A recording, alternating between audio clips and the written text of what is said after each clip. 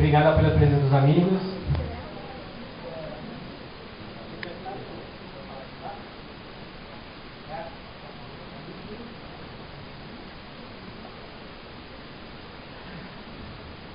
A Adriana é graduanda do Mixul, campus São Miguel. Ela vai falar sobre traumatologia forense.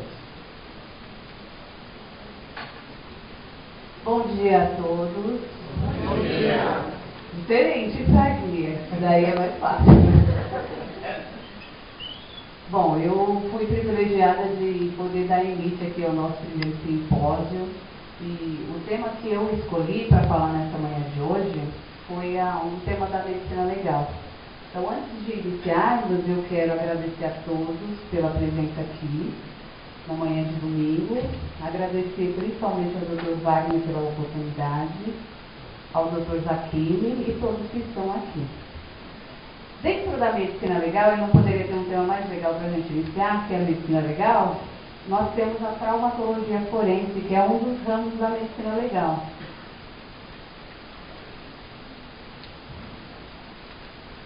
A traumatologia forense é o ramo que vai estudar as lesões corporais no corpo da vítima. E a escolha do meu tema...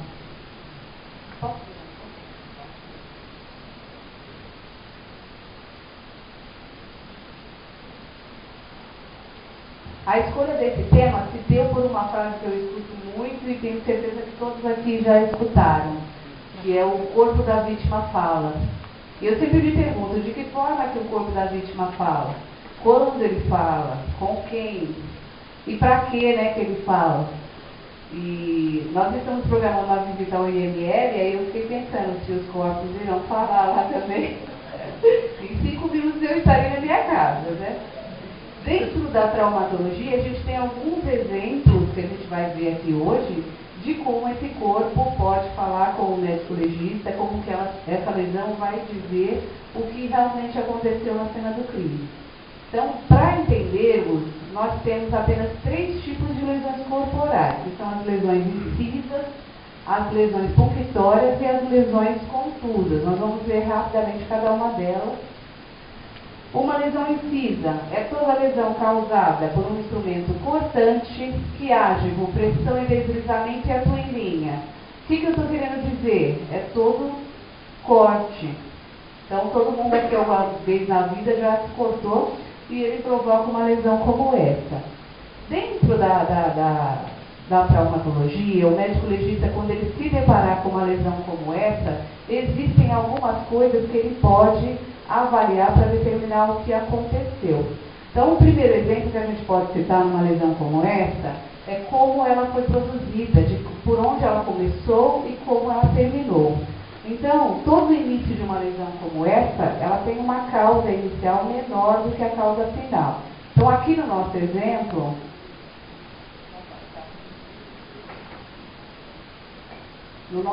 aqui nós temos uma cauda inicial menor e uma cauda final aqui maior. Então, esse exemplo aqui com certeza foi produzida da esquerda para a direita, essa lesão.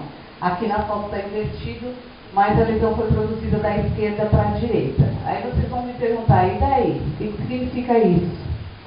Significa que a pessoa que produziu o agressor era uma pessoa destra, não era uma pessoa canhota. Então, o que a lesão está dizendo aqui para o médico legista? Olha, quem agrediu foi uma pessoa destra, não foi uma pessoa canhota. Porque o canhoto, ele produziria essa mesma lesão, porém agindo da direita para a esquerda.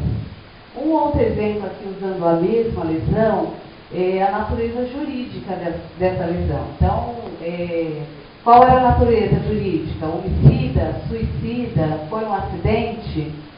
Então, vamos supor que toda a cena indique para um suicídio. O médico legista, ele tem condições de avaliar se realmente foi um suicídio. Porque as lesões de suicídio, elas são conhecidas como lesões de titubeio. A pessoa, quando ela está se autocortando, ela não vai conseguir produzir a mesma pressão e o mesmo deslizamento até o final. Então, essa lesão vai ser heterogênea. Então, o médico tem condições de definir se foi realmente um suicídio ou se ela teve natureza homicida ou acidental. O segundo grupo de lesões que nós temos são as lesões punctórias. Essas são causadas por instrumentos perfurantes, agem por perfuração ou transfixação e atuam em forma de ponto. Estou definindo o que? Um furo. Esse aqui é um furo produzido por uma agulha de grosso calibre. Então, ele pode ser produzido por agulha, agulha de tricô, qualquer instrumento que for perfurante vai produzir uma lesão como essa. E o terceiro tipo são as lesões contusas. Essas são provocadas por instrumentos contundentes. O instrumento contundente é todo aquele que não corta e que não fura. Mas ele, com um choque com o corpo da vítima, ele vai lesionar. Então, pode ser qualquer tipo de instrumento. Aqui nós vamos ter vários exemplos. Eu trouxe uma, que é a lesão chamada de equimose, que essa lesão também ela tem uma característica diferenciada. Então, essa lesão, com o tempo, aqui essa parte ela vai mudando de cor, de acordo com o tempo que ela foi produzida. Então, vamos supor que uma mulher chegue ao médico legista que tenha sofrido violência doméstica, e ela chegue com o corpo com várias lesões como essa espalhada. Aí ela fala que foram produzidas num único dia, no mesmo ato. O médico legista ele tem condições, pela cor de cada lesão, de saber se realmente elas foram produzidas no mesmo dia ou se essa mulher sofre violência doméstica constantemente. Depois desses três grupos, nós vamos ter as lesões mistas, que são as junções dessas três lesões. Então, nós temos uma conhecida como pérfuro-incisa, que ela é feita através de um ponto estendendo-se uma linha, ou seja, um furo estendendo-se a um corte. Exemplo, uma faca de ponta. Então, se você pega uma faca de ponta e arremessa contra a vítima, ela, além do furo pela ponta da faca, ela vai produzir um corte também. Então, é uma lesão mista. O segundo exemplo são as lesões forte-contusas. São aquelas produzidas em linha e estende-se a uma contusão. Exemplo, uma enxada. Quando você pega uma enxada, a enxada ela não tem um gume tão afiado como uma faca de açougueiro. Mas, se você levar a enxada de encontro com o corpo da vítima, ela, além do corte, ela vai lesionar a pessoa pelo peso que esse objeto tem. Então, ela forma uma lesão mista. Até aqui, todas essas lesões, algumas delas sequer chegam até o médico legista, elas ficam a nível de hospital. A gente tem, principalmente criança, ela sofre várias lesões como essa. Mas algumas ficam só a nível de hospital. Só que tem um grupo de maior interesse aqui, principalmente para o direito penal, que são as lesões pérfuro-contusas. São aquelas que agem por um ponto e estendem-se a um plano. Melhor exemplo são os tiros por arma de fogo, que ele vai ter um furo no corpo da vítima e vai lesionar uma grande parte aí do corpo da vítima. E como uma pessoa baleada, ela chega até o médico legista, então ele vai fazer, primeiro ele vai avaliar qual a primeira coisa. Se ela está baleada, ele vai ter provavelmente um orifício de entrada, por onde esse projétil perfurou o corpo da vítima. A pessoa ela pode ou não ter um orifício de saída, porque tem casos que o projétil vai ficar alojado no corpo da vítima. Então, nessa situação, ele não vai ter esse orifício de saída, mas o orifício de entrada, ele sempre estará presente. Então, é por aí que o médico legista ele vai começar a avaliar o que ocorreu com essa pessoa. O orifício de entrada, ele tem algumas características também que ele já vai avaliar. Primeiro, as bordas são invertidas, elas são para dentro. Então, quando o projétil vai adentrar a pele da pessoa, a pele vai junto com esse projétil, então as bordas desse orifício vão ficar invertidas. O tamanho, ele geralmente é menor ou igual ao tamanho do projétil. E o que o corpo está dizendo aqui? Qual era o provável calibre da arma que atingiu essa vítima? Ele tem também a presença de orlas, tudo isso no orifício de entrada. Então, a primeira orla é chamada de orla de enxugo. Uma orla de enxugo, quando o projétil adentra o corpo da vítima, todas as impurezas desse projétil vão ficar nesse orifício de entrada. Depois vai se formar uma orla de contusão. contusão, que é pelo rompimento da pele, quando o projétil estava adentrando o corpo da vítima. E depois tem a orla equimótica, que é o rompimento de pequenos vasos aí ao redor desse orifício. Todas essas características são de um tiro produzido a longa distância. Então, ele vai formar um orifício semelhante a esse aqui, com a presença das orlas. E o que o médico legista ele já pode avaliar também com o orifício de entrada? Qual foi a distância do disparo? Então, a que distância estava o agressor da vítima no momento do disparo? Então, essas características são do disparo a longa distância. Mas nós também temos uma outra situação, quando o disparo é feito a curta distância, ou também conhecido como disparo a queima-roupa. Então, ele está muito próximo o agressor está muito próximo da vítima. Aqui, além das características do disparo à distância, ele também vai ter a presença de outras características que ajudam o médico legista a identificar que o agressor estava muito próximo da vítima no momento do disparo. Então, nós temos a primeira, que é uma zona de tatuagem. Quando o projétil sai da arma de fogo, sai com ele fagulhas de fogo. Pela proximidade da arma e o corpo da vítima, essas fagulhas elas vão formar pequenas queimaduras na pele da pessoa.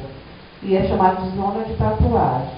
Temos uma outra zona que é a de esfumaçamento, que é o acúmulo de pólvora que sai da arma de fogo e vai se acumular na pele da vítima. E uma terceira zona que pode existir, que é a zona de chamuscamento, quando os gases aquecidos da arma de fogo, eles atingem esse orifício de entrada e vão realmente formar uma queimadura.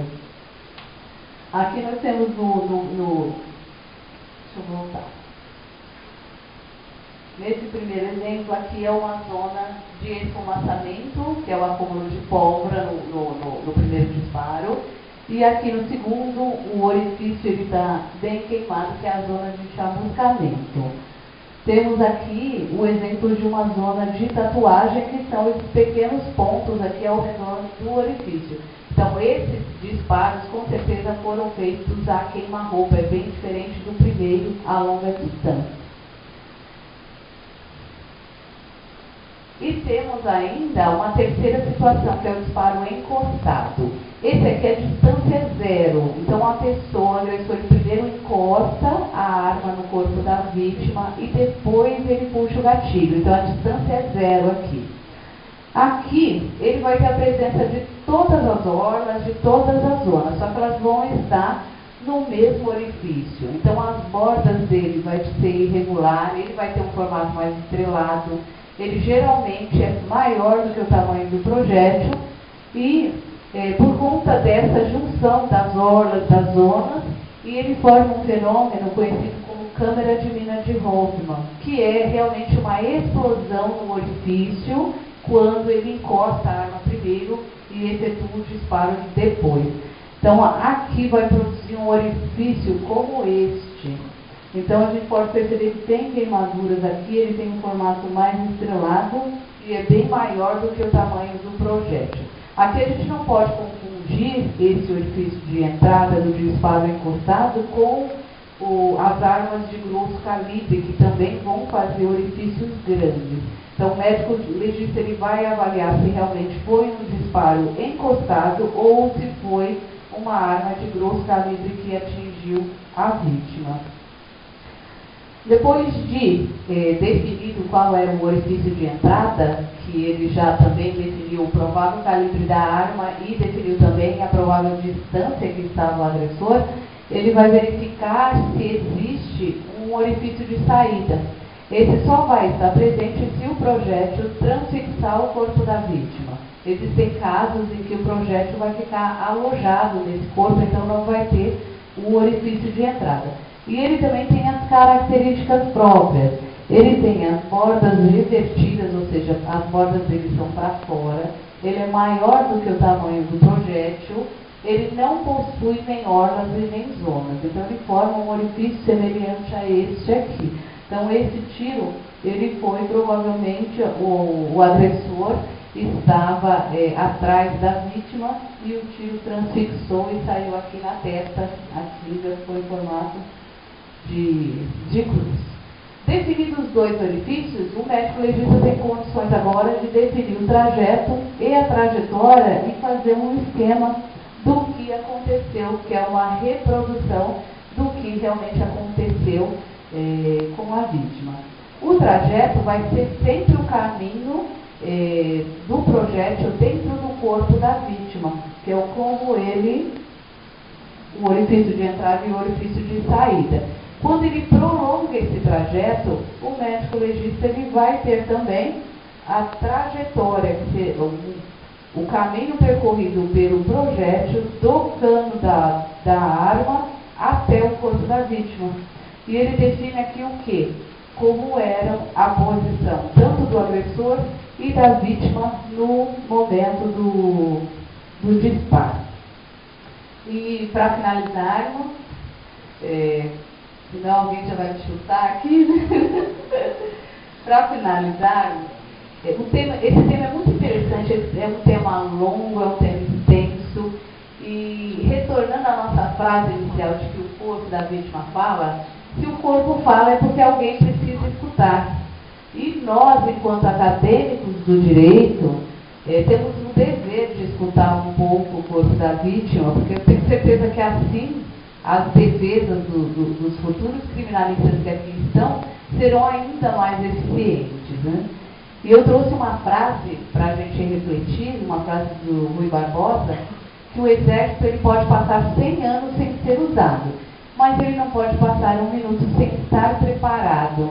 E eu não conheço uma forma melhor da gente se preparar, senão através do conhecimento. Então essa é a mensagem que eu quero deixar para vocês. Quero novamente agradecer ao Dr. Wagner, ao Dr. Zacchini pela oportunidade e principalmente agradecer a cada um de vocês que me permitiu transmitir essa mensagem aqui na manhã de hoje. Muito obrigada.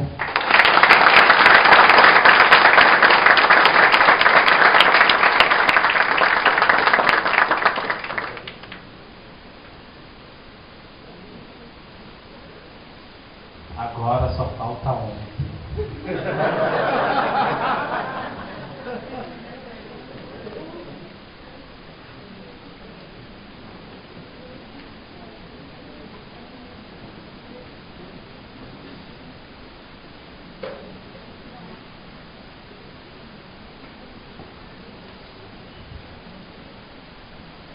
Enquanto eu coloco essa apresentação aí, os colegas estão aí na frente, então tá tudo bem, né? Só a perna tremendo, frio na barriga, mas isso é normal, né?